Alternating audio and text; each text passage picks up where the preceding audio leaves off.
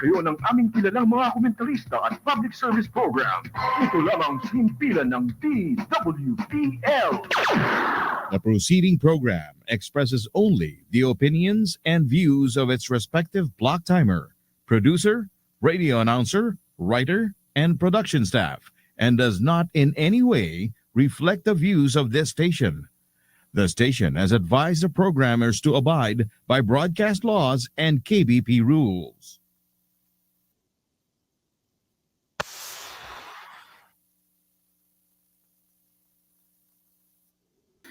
Luzon, Visayas at Mindanao at mga kakalye sa buong mundo, muli kaming rumoronda upang makipagbalitaan, kwentuhan at makipagtalakayan sa inyo. Ako po ang inyong lingkod, Edison Tan. Magandang hapon mga kakalye at ako naman po si Mara Halipa. Yan, napakaganda at napakamaaliwalas na araw po. Marami tayong matutulungan at tiyak na mababahagian ng mga kaalaman ngayong araw sa Edison. Tama ka dyan, Mara, no? And we are very excited because this is our pilot episode. Ngayong Sabado ng hapon, it's 2 o'clock in the afternoon. Ayan. Yan. So, siguro simulan na natin, no? Oo, simulan na. Magbalitaan muna tayo. Ayan. So, bagong lahat, tayo po ay mapapakinggan sa DWBL 1242 kHz sa AM po yan, no? At mapapanood din po tayo sa DWBL Facebook page. Ayan, live na live tayo ngayon, mga kakalye. At simulan na po natin ang mga nagbabagang balita. So, unang ratsyada ng balita, ibinibenta di umano ng isang hacker sa halagang 2.32 million ang mga sensitibong impormasyon. Naku, napakalaki naman nito. Ano kaya ito? Yes, ng isang sikat na food chain. Ano ito? Bakit ganito kalaki yung presyo nito, Siyempre, Edison? napaka-importante ng data, no? Yung mga impormasyon katulad ng mga credit card info, birthday, pangalan, password, dahil ito ay naibebenta at nagagamit sa iba pang mga masasamang paraan. Ayan. So pag nakuha siya ng masamang tao, pwede pala siyang gamitin for mga scamming, ano? Yes, hindi lang scamming, Naku, no? At grabe. lahat ng pwede niyong maisip na mga kalokohan. Mga krimen. Uso-uso pa naman ngayon ang ating mga scammers, no? Kaya mga kakalye, mag-ingat po tayo, no? Huwag basta-basta maniniwala, no? Lalo na pag may mga nagre-reach out o tumatawag po sa atin. Ayan. So, sa susunod na balita natin, ginagalit naman ng Coast Guard, no, ng China ang mga sundalong Pilipino. Ginigipit sila dito dahil gusto ng Coast Guard ng China na tayo ang unang magpaputok, no? Tayo ang unang mag-signal sa kanila ng away o kahit ano pa. Yes, at ito yung isa sa sabi nga ng ating Pangulo, iniiwasan natin, no, na tayo din ang magsimula, no, manguna. Siyempre ayaw natin ng gulo, gusto natin ng mas mapayapang i-resolve natin yung ating mga hindi pagkakaunawaan, no, sa mapayapang paraan. Oo, kaya naman pala. Ayan. Pero ang nangyari, na alam naman nating lahat, no, this week, nagkaroon ng pagkakaroon ng yung ating Navy boat ay nasira ng Chinese Coast Guard, no? Actually, sinampahan din ng Chinese Coast Guard yung ating inflatable boats at kinumpis yung mga dala nilang baril. Ayan. So, tiniyak naman ng ating Coast Guard, no, na sila ay nagmamatsyag at nagbabantay sa ating mga karagatan at all costs. Grabe naman ang pambubuli ng China. Hindi naman natin kaya ito. Talaga naman palang gusto nilang nangahamon sila na para awayin natin talaga sila. Syempre lalakas nila, di ba? Ang dami nilang mga armas. Paano tayo niyan, Edison? Well, nagkataon na walang dalang armas or konti lang I think wala dalang armas ang ating mga Coast Guard back then, no? Konti lang ang kanilang dala. Hindi talaga siya nandoon para makipag-away, makipaggera, di ba? Nandun tayo upang mag-resupply, no, sa ating barkong pandigma na nandoon. Ayan. Okay. Sa Senado naman, talon mo tayo sa Senado, inihain ni Sherwin Gatchalian ang resolusyon na naglalayong investigahan ang paglaganap ng peking birth certificate. Mukhang madami nga yan, Edison, no? na sinasabing ginagamit ng mga dayuhan, no? So, ibig sabihin, yung mga foreigners nagkakaroon ng chance na makakuha ng technically Filipino citizenship. Dahil pag Mhm. nagkaroon ka ng birth certificate, that means you are born Oo, dito sa Pilipinas. Yan. Siyempre, very crucial yun, no? Kasi, diba, sa batas natin, ang mga foreigner ay bawal, let's say, bumili ng lupa. Oo, bawal talaga. Bawal, Lalo diba? magpapakasal ka sa Pilipina dito eh. Yes. At isa yan sa mga ginagawa din, no? Technique nila Even sa- parang... Even sa business, di ba? Mm-mm. Ayan. Ang resolution ni Gatchalian ay kasunod ng pagkakadiskubre ng inconsistency, no? Sa birth certificate ni Bamban Mayor Alice Go. Ayun, yung sikat na ano, Yes. trending ngayon yan. Sabi nga, Your Honor, di ba? Hindi niya ko po alam. Hindi ko alam. Lalo na, Grabe. syempre, lalo na yung kawalan ng talaan ng gobyerno na nagpapatunay na nagkakaroon ng isang Amelia Lil, ang pinangalalang ina ng Oho. sa birth certificate ni ni Go.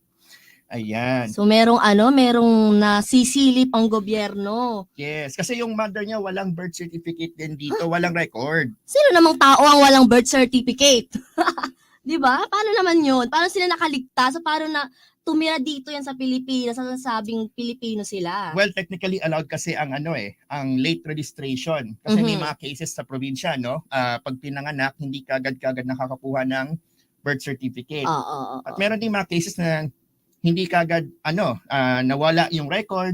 May mga ganong cases tayo. So, sa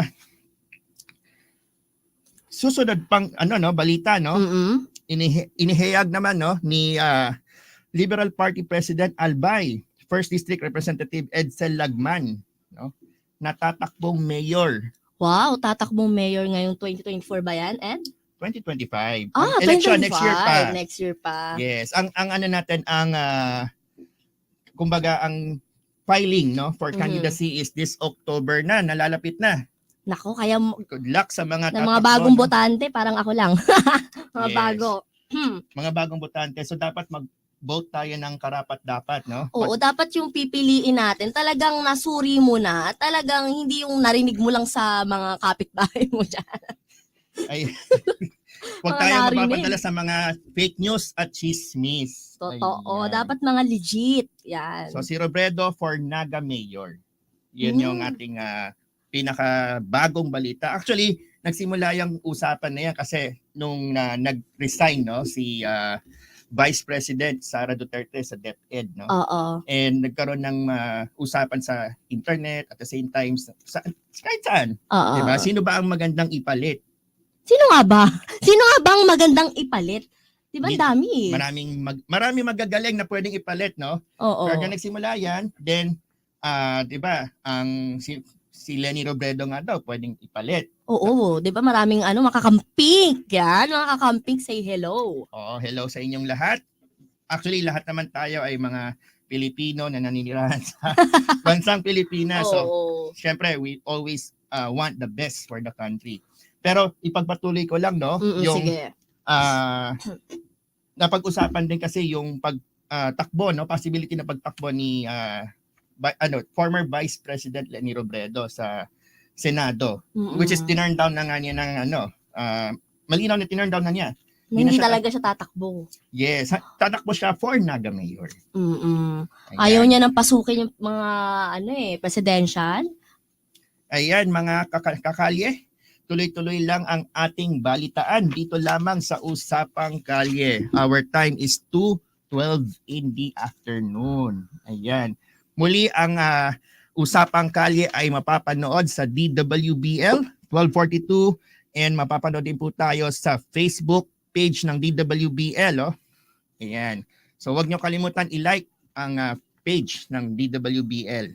Ayan. Page ng Usapang Kalye at paki-follow kami sa aming mga X account na Usapang Kalye yan. Ayan. So actually, one reason, no, bakit tayo nandito ngayon. Kasi syempre, isa sa mga gusto natin pag-usapan today is yung mga usapang trending. Ayan. Ako, parang naglalabasan na yung mga Gen Z dyan pag usapang trending. Yes. Kasi syempre, 'di ba, ang daming mga issue na syempre kaming mga millennials or sa Oo. mga boomers or kung ano pang henerasyon mo, iba't iba yung ating iba't iba yung ating mga sentiments. Oh, perspective, yan. Pero dahil sa mga recent na pangyayari katulad nung kinasal si Carlo, Carlo Aquino, saka si Charlie.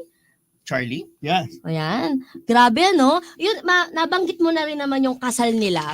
Kasi ngayon, kung sa lahat ng buong web wide, guys, ay talagang nausap-usapan tong taxi light theory o taxi cab theory. Alam mo ba yun, Edison? Actually ngayon ko lang narinig yan. Ano ba yan? Oo, nung nalaman ko na inuugnay ng mga netizen ang issue na to kay Carlo Aquino, napaisip din ako, ano nga ba ito? So ito pala yun, sa mga hindi nakakaalam na manonood at tagapakinig, no? Ang taxi light theory, ito daw ay rumerepresenta sa isang lalaki kung kailan handa na siya upang umabante o magsakay ng tamang tao para dun sa dambana. Anong sakay ba yan?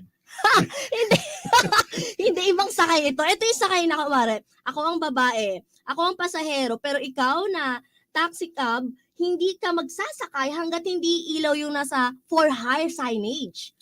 So ibig sabihin ba nun na so tayo kasi nasanay tayo na sakay lang tayo ng sakay, di ba? Oo. Pero yung saan ka tatagal or saan parang suki ba yan? Or Hindi Kaso, ang ganito, medyo may confusion. Magkaiba daw kasi ang traffic light theory, meron pang ganon. Meron ding taxi cab. Ang taxi cab kasi, sila ang magdedesisyon kung kailang handa na sila para bumiyahe. Hindi talaga yan tayo kailangan na natin bumiyahe para tayo ng para. Di pa nga nakailaw, hindi pa siya handa. So, ang lalaki daw, hindi porket ikaw ang nasa tabi, ipakakasalan ka agad. Kaya, nasasabi ng mga netizen natin, no, ang taxi cab theory ay parang pinatunayan daw ni Carlo Aquino nung nagpakasal siya dito sa kanyang bagong wife kasi nagpakasal sila ata sa Cavite. Yan. but hindi siya yung di ba? Hindi naman yung pinakasalan niya ay hindi siya mismo yung nanay. Hindi.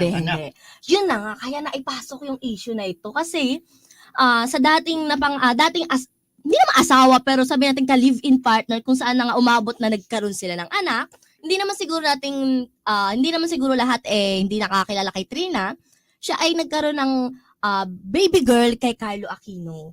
Kung saan, siguro iniisip na lang lahat ng netizen na, mapapakasalan ito ni Carlo. Kasi si Carlo sikat na showbiz actor. At napapalabas na rin siya sa kung saan-saan.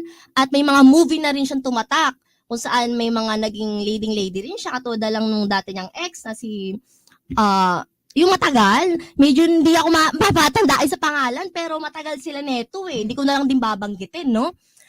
Akala din ng lahat, dahil sa sobrang tagal ng relasyon, sila na rin ang magiging happy ending. Alam mo naman ng mga Gen Z, gusto pagka subaybayan nila ang love story ninyo, ine-expect na nila, yun na rin hanggang huli. Pero para sa iyo ba, as a Gen Z, no? Ano ba yung sign? Ano yung sign na siya na or yung sinasabi mo na mag-green? Mag-green light? Medyo nanlamig ako dito sa tanungan. Masyado naman personal, pero sige, sasagutin ko, ano? Katulad na lang siguro, pag ikaw na mismo, makakaramdam na yung partner mo, nag-o-open na siya ng like for hire. Parang siya na rin nag-open sa'yo na gusto ko nang mapapangasawa. Kasi iba yung stage ng girlfriend-boyfriend Mararamdam mo yung humahaba lang na humahaba, pero hindi nyo na pag-uusapan yung mga seryosohan, yung pang future na wala siya nababanggit na. Kasi parang takot na takot siyang banggitin yun. Alam mo yun? Pero 'di ba usually naman pag nagkakaligawan or nagkakaroon ng syempre, simula 'di ba ano muna, getting to know each other, 'di ba? Ano bang uso ngayon sa mga Gen Z? Sa amin kasi ligawan mo na lang ako pag naging tayo na. So, unang-una yung kayo na mismo. Oo. So, kasi paano pa patatagalin? Paano yung paano mo sasabi na pwede or pwede mo siyang papasukin sa buhay mo? Kasi nga hindi nga natin alam kung ikaw talaga, di ba? Oo. Hindi mo alam kung ikaw lang ba. Ay, isa pa yon. Iba pa yon. Grabe, no? Mga kakalye, no? Kung ikaw ba talaga yung gusto ng iyong nililigawan. Pero, paano nga ba? Medyo mahirap Kasi kami mga babae, Sir Ed, parang may iba't ibang timeline kami kung kailan din namin gusto o gustong magnobyo. 'Diba? And pag sasagutin namin, hindi porket mayaman, hindi porket nandyan lagi, gusto na namin. May mga qualifications. Wow. Wow. May mga qualification, napakalayo. Para kay Mara, ano ba ang qualification? Siguro yung kahit hindi naman mayaman, pero napakasipag. Kasi naniniwala ako sa taong masipag, matyaga, at talaga namang may dedikasyon siya sa trabaho niya. Hindi ito maghihirap eh. Naniniwala ka ba? Hindi talaga ito maghihirap. Well, syempre sipag at syaga. Oo. Sabi nga ng sikat na tagline, di ba? Naniniwala naman ako dyan, Mara. Pero siguro last question ko dyan. Kunyari lang, ikaw ay nasa isang relasyon, Oo. di ba? Tapos, ikaw as bilang babae, paano mo naman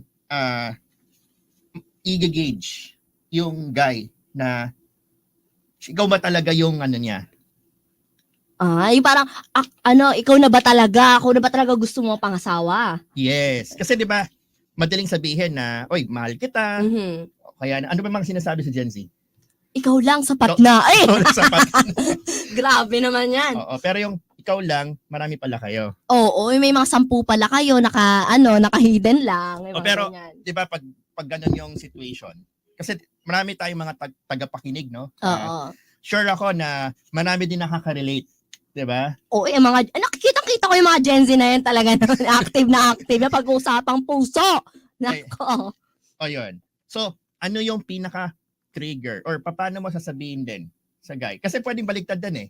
Uy, hirap eh. Baliktarin natin. Kung ang guy is may green light, Mhm. sa babae din ba meron? Ay, oo.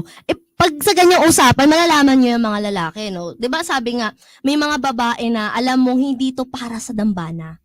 Alam mong nandyan, ini-stay mo lang yan kasi hindi pa siya ready. O ikaw mismo sarili mo, hindi ka pa ready. Hindi mo pa siya nakikitaan ng mga, hindi mo nakikitang asikasuhin ka.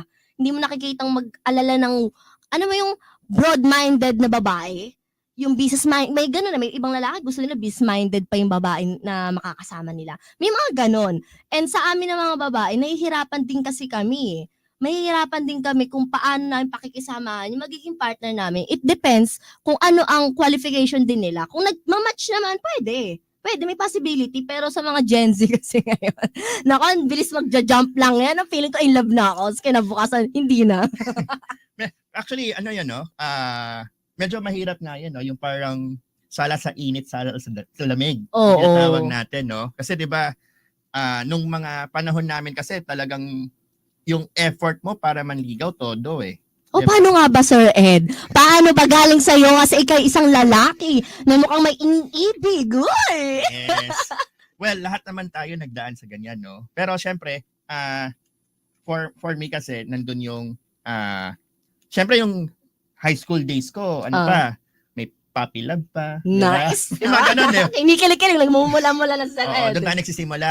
Tapos, after a while, syempre, nag-work na tayo. Mhm. Nagkaroon na tayo ng, kumaga, confident na tayo konti na, oy, medyo kaya ko na magbuhay ng pamilya. Diba? So, nagdanyan tayo siguro nag-start na maghanap ng mga makakasama natin habang buhay. Ayan. Pero syempre, maraming factors involved eh. Katulad, for example, yung iba na i-inlove sa coworker. Ay. Na laging kasama. Ang sakit naman Diba? nun. Hindi, kasi nakaka-relate din dyan sa toxic love eh. Oo. Pwede kasi nangyayari na pag nakakasama mo lagi yung tao, and nahuhulog yung kalooban mo. Oh, Kasi pwedeng nangyari, akala mo siya na. Diba? Kasi siya yung nandyan. Oo, siya yung laging nandyan, lagi mo nakikita, lagi mo nakakausap. Pero pagdating ng after a while, bigla na lang magugulat ka pa, hindi pala. Hindi pala. Isa lang palang huwad ang Or pag-iibigan. minsan naman, meron kang unfinished business sa iba. Ay, ang sakit naman nun. Oo. Talagang Hindi sa akin yan mga kakali. Pero actually, may mga kaibigan akong ganyan, no? Yung unfinished business, no? Sa ibang tao. Oo. Ayan.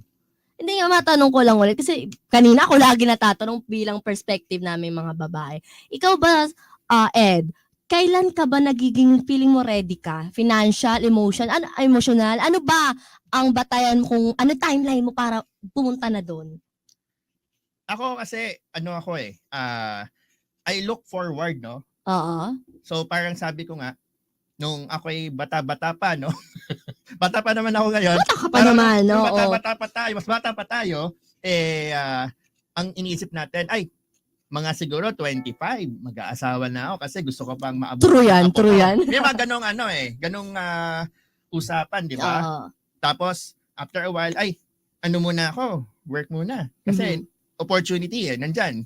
So, tuloy-tuloy, kayod, hanggang sa come what may, di ba? Oo. Kasi parang, nandun din naman sa point na, ang mga lalaki kasi, di ba? Kumbaga sabi nga nila, wala namang expiry Di ba? Kahit tumanda ka. Di ba? Lately nga, may kinasal, mag-ilang taon na, 80 years old. Tapos, Nakapag-asawa pa ng 20s lang ata si Hindi girl. naman, 30 plus naman. 30s na. Pero ang bata kasi ng itsura niya. Yes. Pasensya na. Malay natin, di ba? Yung mga tao ngayon, mas magmumukhang bata. Totoo. May mga Pero it's not about the artificial. age It's about commitment Di ba? Kung talagang siya, di ba? Tandaan natin, marami ding mga tao na ilang beses na kinasal. Ay, oo. Medyo nakakatakot nga yan.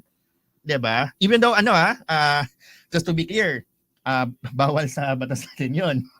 Ilang beses kang kinasal, mayaman Hindi, kasi to. meron naman tayong tinatawag na annulment, 'di ba? Oo. Medyo matagal lang nga yung proseso at magastos siya. Pero sa mga may kaya, talagang merong, alam mo, yung mga matatung dyan, talagang kaya nila Yes, yan. pero diyan pumapasok yung yung 'di ba, yung usapan ngayon na medyo mainit-init yung about divorce. Oo, wala pang divorce, pero marami ng, kumukontra. Ayaw na nila. Oo, pero hindi naman 'yan ang ating topic for today. So, pero mga susunod I-reserve na. natin 'yan next week. Oo. Usapang divorce. Mga gusto makaalam niya, siyempre, bibigyan namin kayo ng mga kaalaman, mga impormasyon na talaga namang sinisid na namin sa kaila-ilaliman yan para talagang legit. Ayan. Sige. At dahil dyan, marami-rami tayong topic pag-uusapan next week kagad. Diba? Oo, dami-dami pa. Oo, time check muna tayo. Ang oras ay 2:25 p.m. Kayo pa rin ay nakikinig sa Usapang Kalye! Kalye. Parang naubos yung nagintayan tayo dun Yes. Nakikinig pa rin po kayo sa DWBL 12:42 AM. Ayan. So, next, ating pag-uusapan today, ang bilis ng oras, di ba? Mabilis ang oras pero marami tayong baon ngayong araw para sa mga nakikinig at tagapanood. Yes. We're very happy sa ating pag-ere ngayong araw na to kasi syempre this is very historical for us. Oo, sobra. Lalo na traffic pa ngayon at may ginagawang mga daan. Diyos ko!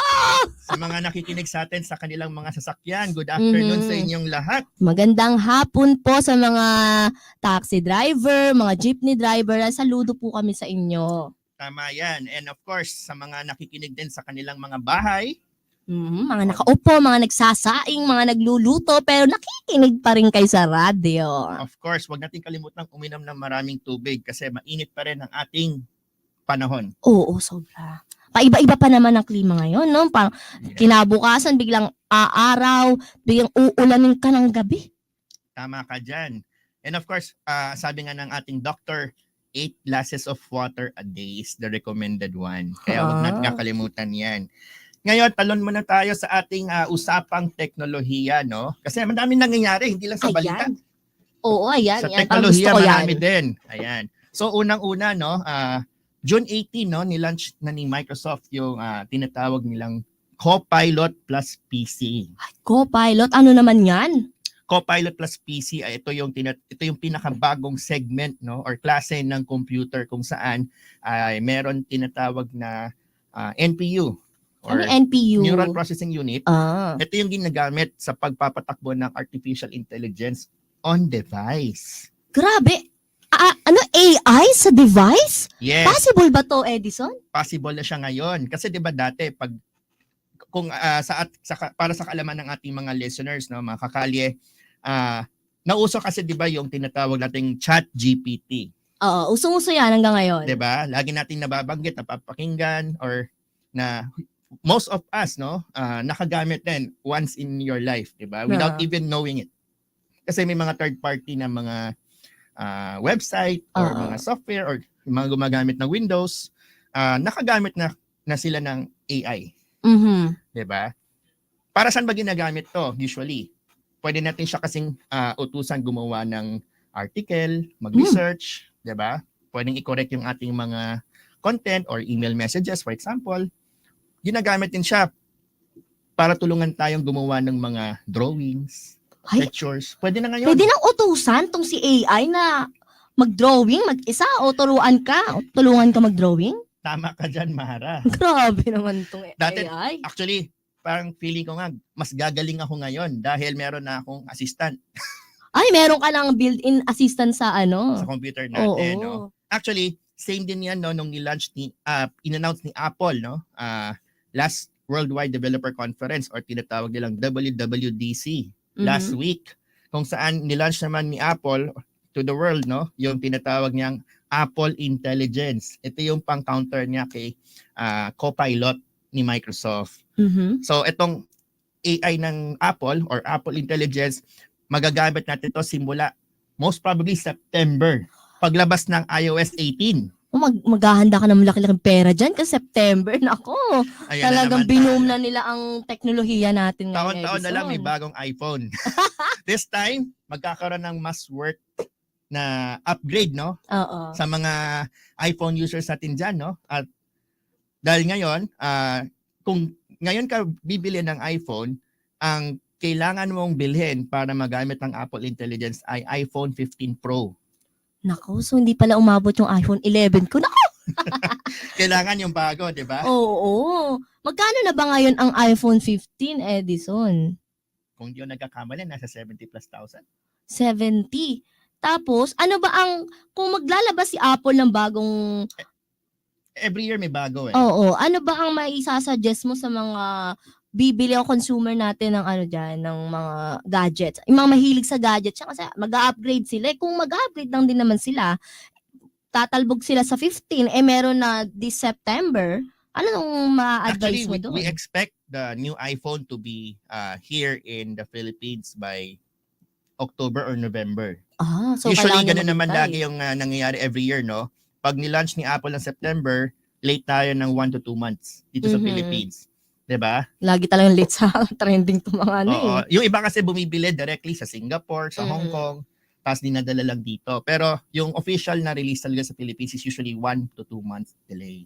Delay talaga sila. Ayan. Pero this time kasi, ako excited ako dahil yung integration ng ChatGPT sa Apple devices natin, very promising kasi. Mhm. Napanood mo naman yung video, di ba? Oo, nabilib din ako. Pero matanong ko lang, Edison, no, hindi ba makaka-apekto to sa mga taong, syempre nagtatrabaho, yung mga mamamayan natin Pilipino, paglabas nitong Apple, sa may AI pa, syempre parang ginawa na lahat ng AI. Actually, yung AI kasi, for me, no, it's a tool Mhm. na magbibigay sa atin ng, kumbaga parang ano siya, kung ikaw ay magluluto, meron kang kutsilyo, meron kang kalan, and so on.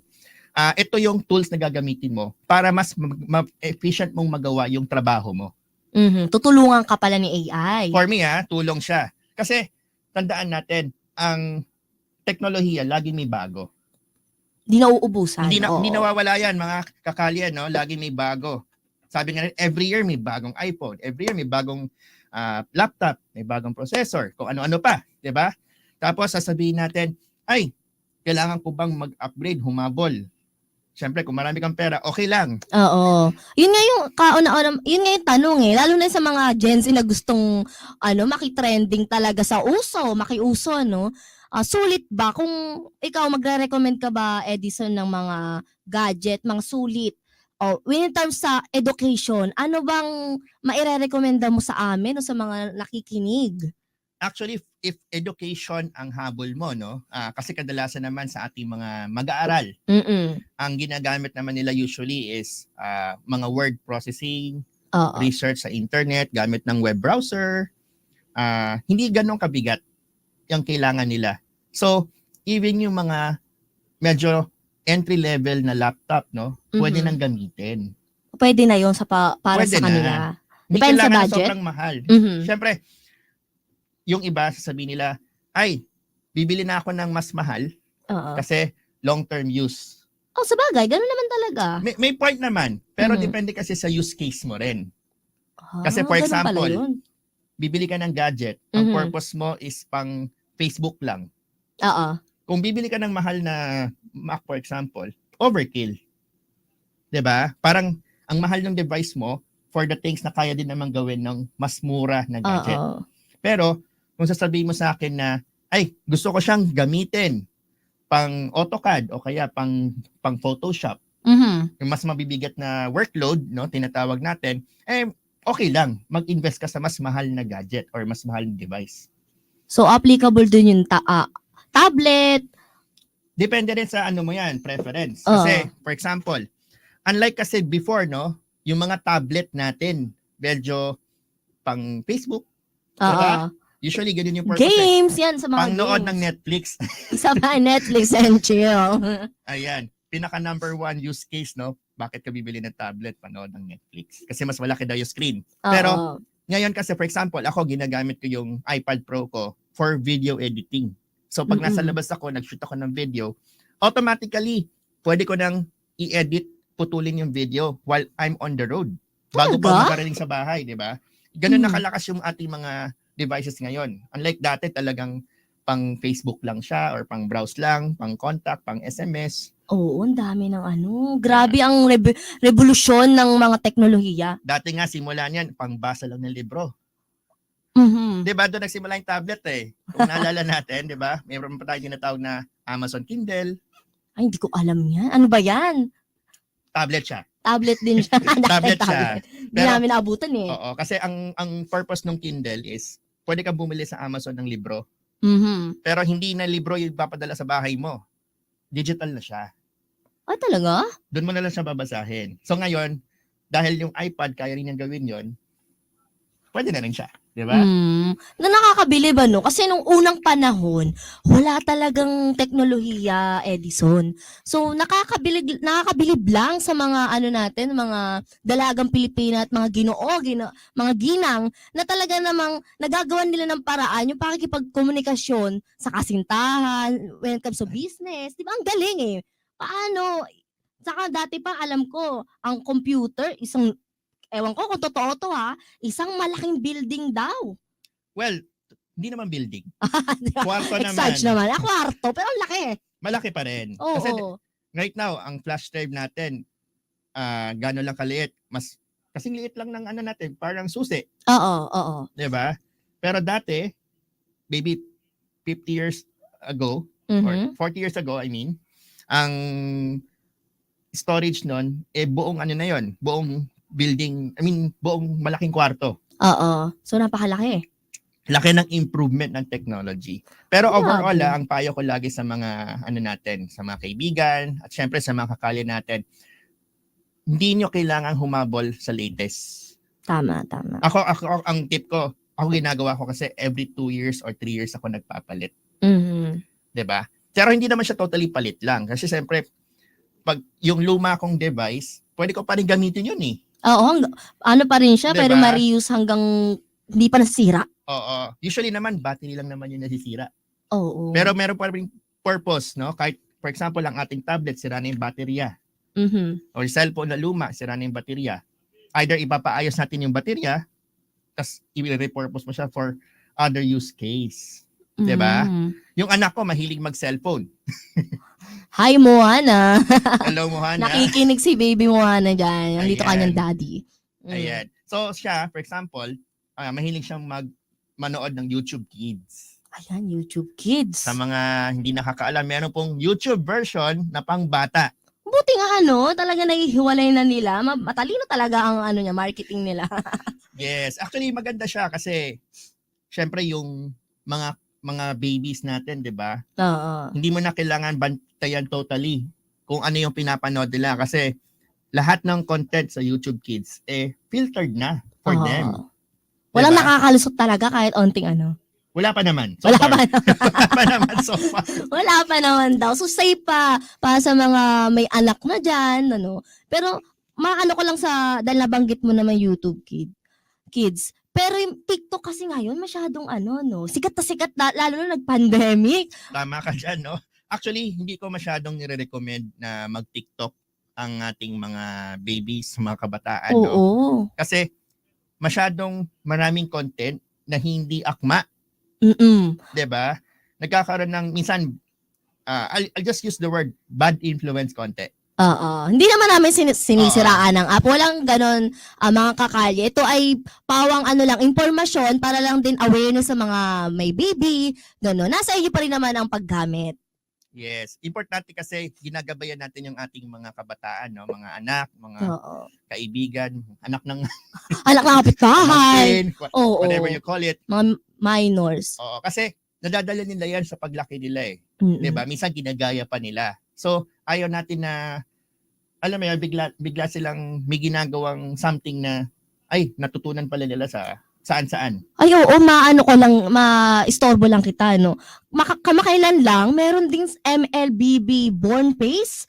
Actually, ano to eh. Ewan ko sa mga nakakarinig sa mga Gen Z na mahilig sa TikTok, no? Yung Kefir reveal nila, Diyos ko. Ako, mag-ingat-ingat kayo ha, yung mga may anak dyan talaga. Wala kasing TikTok kids. So dito, nagkaroon ng parang isang female na nag-Kefir reveal talaga siya. And naban yung account niya. Pero dahil nakita ng maraming minor de edad, ang ginawa ganito, Edison, no? May mga minor de edad ang ginawa nila sa ML sila, yung MLBB nga na born pace, sasabihin nila, I was born 2000, ganyan. Then, ito yung link, punta kayo, makikita mo doon talaga, ini-edit nila sa pinakadulo ng video nila, yung private part nila. Pinag-uusapan natin ito, minor de edad. Nako, napaka Grabe. Actually, kailan lang to mga 4 days o 3 days ago, nabalitaan ko siya. Ngayon ko lang narinig yan. Ako na-born, na-research ko na, pati yung link napuntahan ko. Ang ginagawa nila, kinakat nila, alam na lahat ng minor de edad doon, hanggang papuntahin ka sa X. Sa X kasi talagang pwede. Yes, actually, kaka-announce lang last week, I think, ni Elon Musk, no? Na yung mga unsafe for work na content ay pinapayagan na sa X. Kaya pala, meron doon, minor de edad. Grabe mga magulang. Sana natin bantayan. O at least sana mag-guide natin. At request sana natin kay TikTok, sana magkaroon ng TikTok kids. Kasi minor de edad yung mga nakikiuso, under 16. Akala nila, yung Kefir reveal nila talaga nakaka-sexy, maabot sila sa trending. Yeah. Grabe. Very conservative pa naman tayo dito sa Pilipinas. Oo, yung tugtog tayo ng yung nasty girl doon, under lahat doon, akala mo ML lang. Syempre pag narinig mo sa anak mo, pinapatugtog, Laila, ganun, akala mo ML. Pero sa dulo Diyos ko, may mga uncensored na mga private part. So mga di pa nakakaalam nito, kailan lang kasi ito no?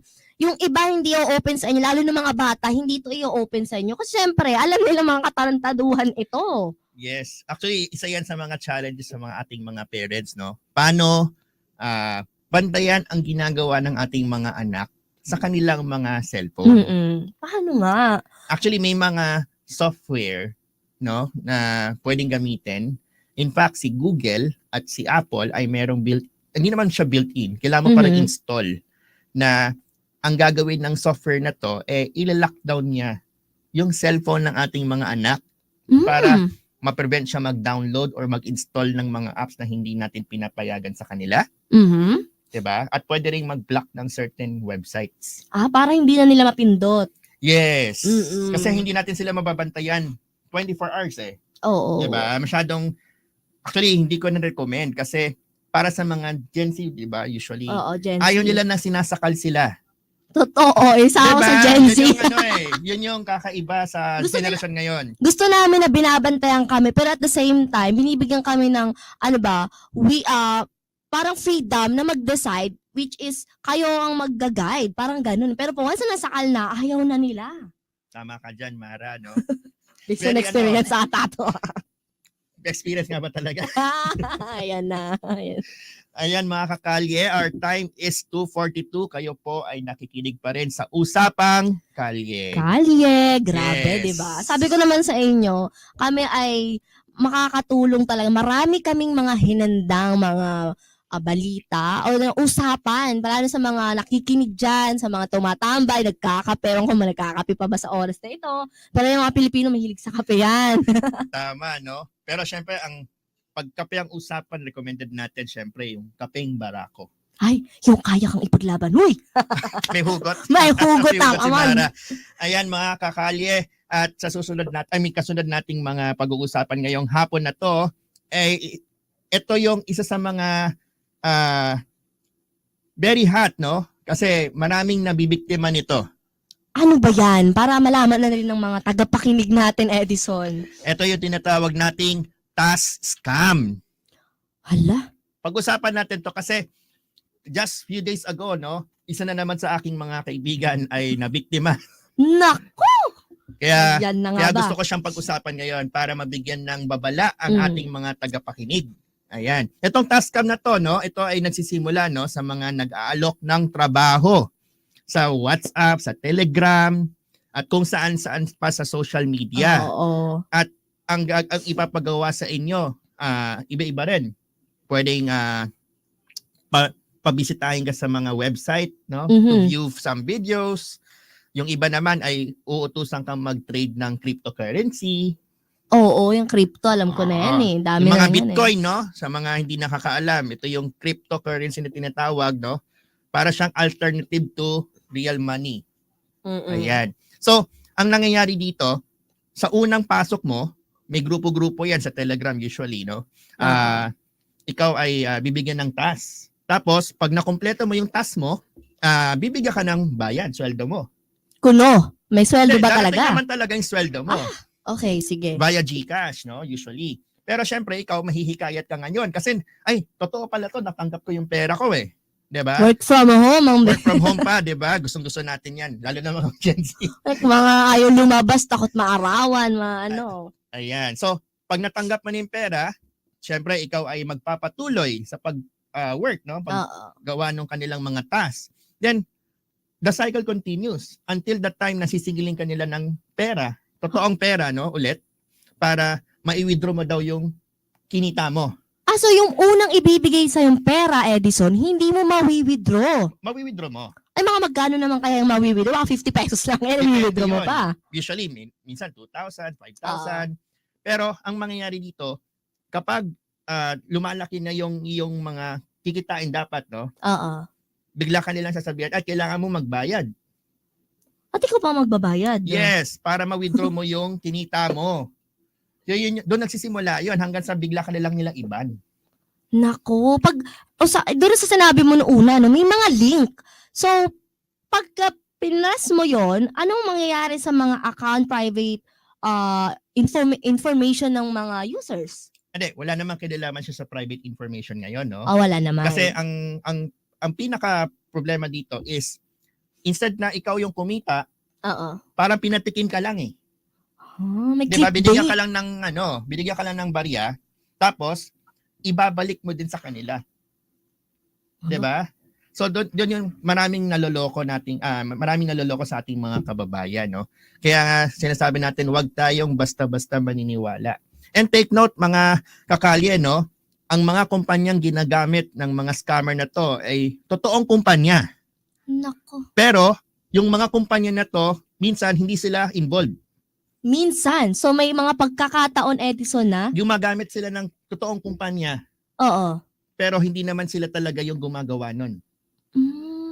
Kumbaga, ginagamit nila yung identity. Pwede ba tayo magbanggit ng ano? Hindi natin Hindi tayo pwede. Bawal daw. Pero may idea na siguro ang mga kakalya natin dyan. Yes. Kaya pag tayo, binackground check natin yung company, no, na nag-o-offer ng trabaho, malalaman natin, totoo talaga yung kumpanya. So, syempre, ang ating response ay totoo naman pala yung kumpanya eh. So, legit to. Totoo to. Ano yun na natin? Diba? Yun yung nangyayari. Kaya, sa mga kakalye, mag-ano po tayo, no? Maging maingat. Huwag magpaloko. Mabusisi dapat. Actually, nung sinabi mo yung balita, nagulat din ako, no? Kasi kamakailan lang din sa Viber ko dahil kaano ko lang ng Viber may mga nagte-text. Paano nila nalaman yung number mo, no? Nagte-text sa mga I'm HR department for ganito. Then babasahin mo, totoo naman. Parang ang galing ng construct ng sentence. Talagang mapapaniwala ka. Sunod-sunod, mayroon pang TikTok from TikTok. May mga ganyan, HR daw sila, tutulungan mo silang i-promote. Ganyan. Tapos, yung ba yung sinasabi mong scam na iingatan para alam din ng mga viewers? Yes, actually, part yun, no? Yan yung way nila para makapag-recruit. Mm. 'Di ba? Kasi, sa totoo lang, marami tayong mga kababayan na gusto talaga maghanap ng sideline. And Oo. talaga naman nakakaakit yung offer nila kasi work from home, part-time, Walang ilalabas na pera. diba? Ikaw pa yung Oo. babayaran, tapos ang dali lang nung gagawin mo, manonood ka lang ng video, mag-like ka lang ng page, diba? Totoo, minsan na ako naloko niya. Kasi, sinubukan ko lang, curiosity ba? Yung magpapatay yata sa pusa. Ayan, so, marami talagang mga scammers no, naglipa na ngayon. Pero, ang pinaka-question kasi dyan, no, Hmm. laging tanong ng ating mga kababayan, bakit nga ba hindi nabablock? Oo, kasi 'di ba? Ano lang pasintabi lang sa mga ano. Pero yung SIM 'di ba, nire-register natin para sa safety natin. So ano 'yun? Paano nangyaring hindi na block? Well, the reality is, ang SIM card registration natin can only do a little. Oo. Bakit? Kasi most of it, ang nabablock lang nila or napipigilan lang nito is yung mga small time na scammer. Bakit? Grabe. Curious tayo, di ba? Bakit? Oo. Kasi ang mga SMS na natatanggap natin ay hindi talaga dumadaan sa Globe at Smart. O paano Ito- sila nakakapasok? Dumediretso yan sa phone natin. Oh. That is the limitation of the technology.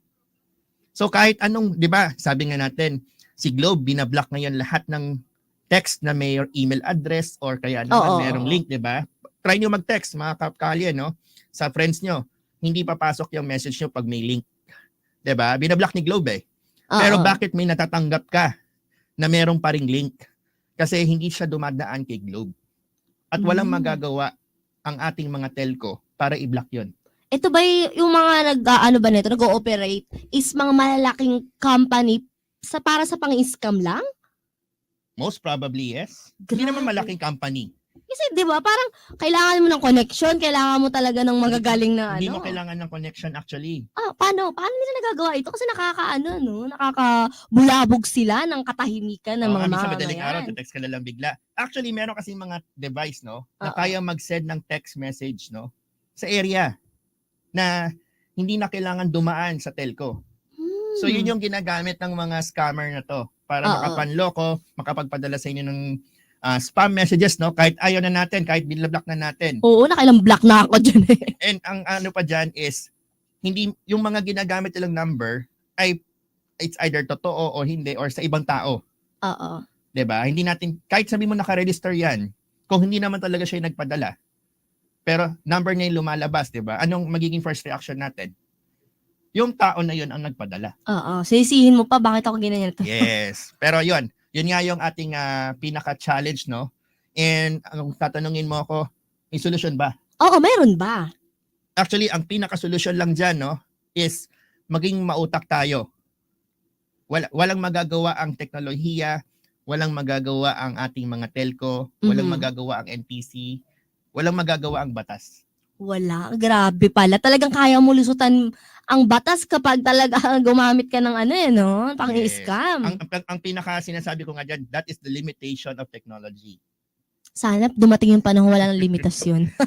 Kasi nakakatakot, Edison. Alam mo yung aking lola, parang sa Facebook to no? Akala niya si Manny Pacquiao, kay Senator Manny Pacquiao ang live. Talaga nagbibigay siya ng kanyang cellphone number kasi akala niya nanalo siya. Sabi ko, nanalo ka ba? Meron ka bang sinalihan?